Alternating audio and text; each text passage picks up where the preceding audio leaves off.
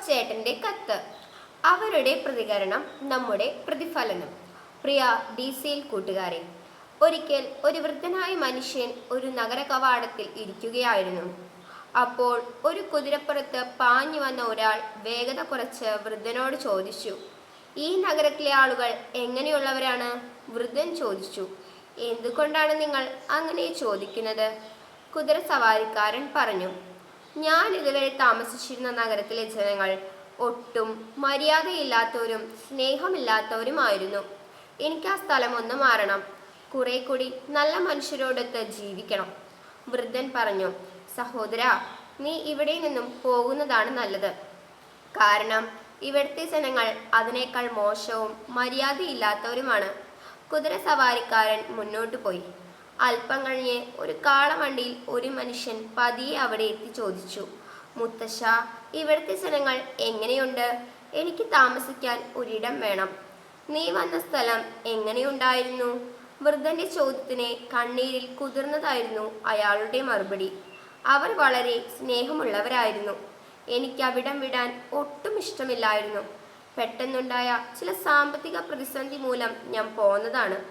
വൃദ്ധൻ പറഞ്ഞു, "നിങ്ങൾക്ക് ഈ നഗരത്തിലേക്ക് സ്വാഗതം.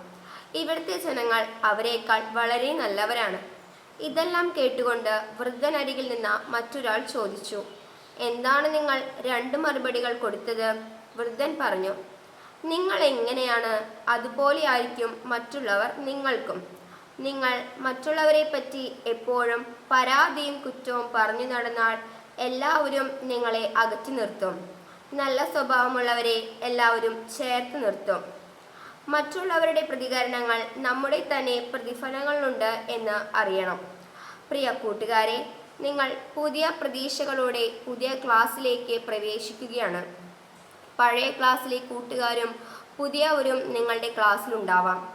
ഇപ്പോൾ തന്നെ നിങ്ങൾ എല്ലാവരോടും സംസാരിക്കുകയും ഒട്ടേറെ പേരെ കൂട്ടുകാരുമാക്കിയിട്ടുണ്ടാകും. എന്നാൽ ചിലർ ഇപ്പോഴും ആരോടും മിണ്ടാതെ ഇങ്ങോട്ടാരെങ്കിലും സംസാരിക്കാൻ വരുമോ എന്ന് ചിന്തിച്ച് കാത്തിരിക്കുന്നവരുമുണ്ടാവാം. പുതിയ അധ്യയന വർഷത്തിൽ നിങ്ങളുടെ പഠനവും വിജയവും ഉറപ്പാക്കാൻ നമുക്ക് നല്ല സ്വഭാവവും ആവശ്യമാണ്. നല്ല പെരുമാറ്റം ശീലിപ്പിക്കാൻ താഴെ പറയുന്ന കാര്യങ്ങൾ ശ്രദ്ധിക്കുന്നത് നല്ലതാണ്. 1. ശ്രദ്ധിച്ചു കേൾക്കാനുള്ള മനസ്സ്. മറ്റുള്ളവർ പറയുന്നത് പൂർണ്ണമായും ശ്രദ്ധിച്ചു കേൾക്കുക. നേരെ നോക്കുക. അവർക്ക് നിങ്ങളോട് ബഹുമാനം തോന്നും. 2. ആത്മവിശ്വാസത്തോടെയുള്ള സംസാരം. ലളിതമായി ശരിയായ വാക്കുകൾ ഉപയോഗിച്ച് വ്യക്തതയോടെ സംസാരിക്കുക. നിങ്ങൾക്ക് നിങ്ങളെപ്പറ്റി മതിപ്പുണ്ടെങ്കിൽ മറ്റുള്ളവരും നിങ്ങളെ വിലമതിക്കും. 3. ശരീരഭാഷ പ്രധാനം. പറയുന്നവരുടെ കണ്ണിൽ നോക്കി സംസാരിക്കുക.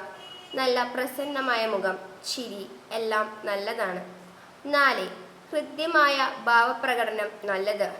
മറ്റുള്ളവരുടെ മനസ്സറിഞ്ഞ് സംസാരിക്കാൻ പഠിക്കുക. അവരുടെ സന്തോഷവും സങ്കടവും പങ്കിടുക. 5. മര്യാദ വാക്കുകൾ ഉണ്ടാവട്ടെ.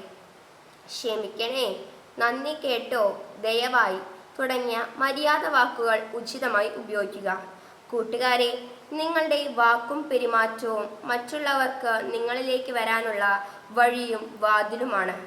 അധ്യാപകരോടും കൂട്ടുകാരോടും ഹൃദ്യമായി പെരുമാറിയാൽ നിങ്ങൾക്ക് നല്ല നേതാവാകാം. പഠനം വിജയകരമാകുന്ന സാഹചര്യം സൃഷ്ടിക്കാം.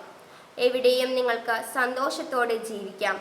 പുതിയ അധ്യയന വർഷം ഏവർക്കും ആഹ്ലാദകരമാകട്ടെ. സ്നേഹാശംസകളോടെ സ്വന്തം കൊച്ചേട്ടൻ. നന്ദി.